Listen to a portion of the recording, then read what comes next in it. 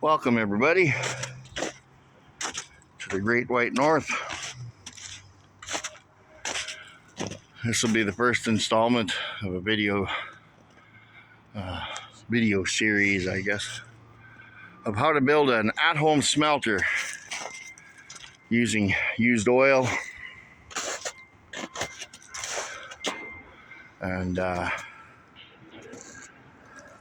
giving you the ability to melt very large pieces of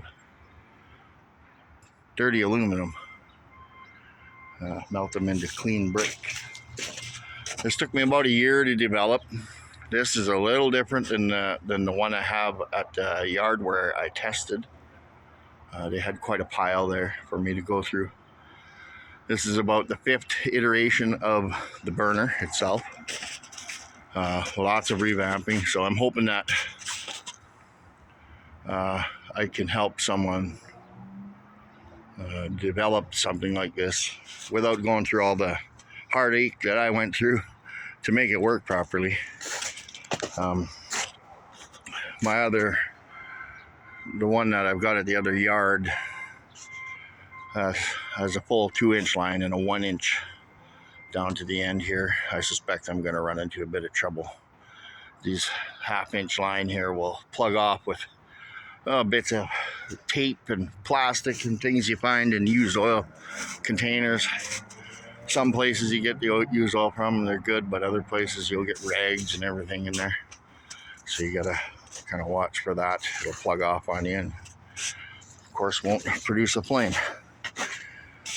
3/4 inch 44-inch casing, I believe this one is.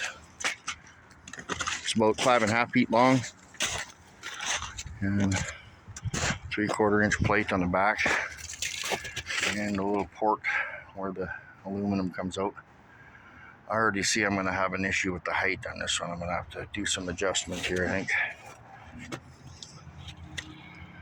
But as far as the used oil, I purchased this last one from a customer that in the beginning I started paying for because I didn't want to have the hassle of trying to get free oil. But as time progressed, I started to get some more people that just wanted it gone because there's really no value in it at this point.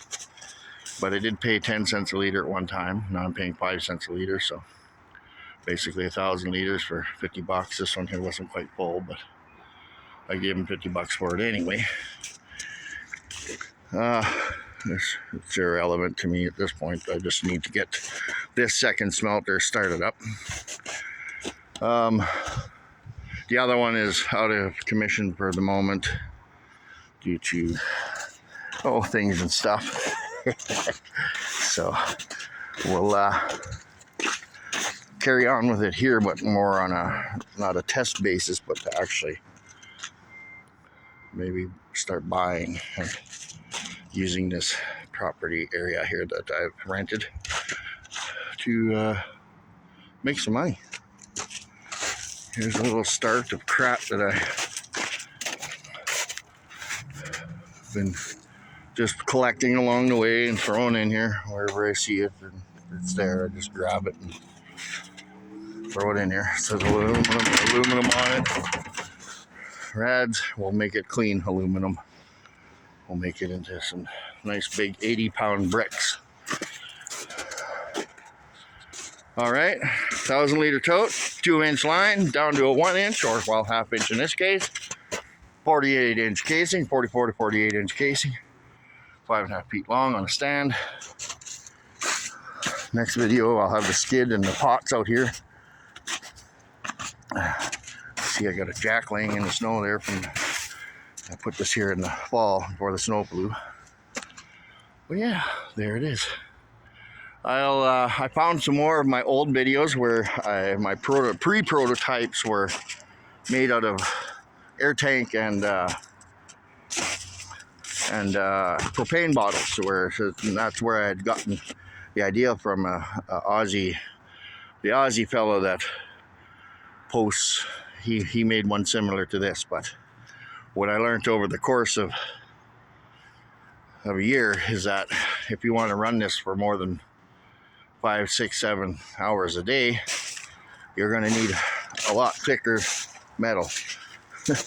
That propane bottle and an air tank is too thin. It just heats up and eventually melts holes in it and just becomes unusable. And it's not very resistant to manganese hits, which is another story I'll tell about here once we get things cooking and when we see some little bit of magnesium. Some items you can't put in there, or you try to avoid, or they'll light up and they will literally burn holes. And well, in my case, that air tank had burnt the back of it right off. I do believe I have pictures of it after the fact. See if I can dig them up and throw them in the video. All right, that's the first video. That's basically what it is. Just an idea. Crazy hillbilly. That's me. Cooking oil. Burn that too. Magpies have been eating some of it though. Yeah, we will catch you guys around on the next one when we've got this a little further ahead and ready to fire. Have a good one.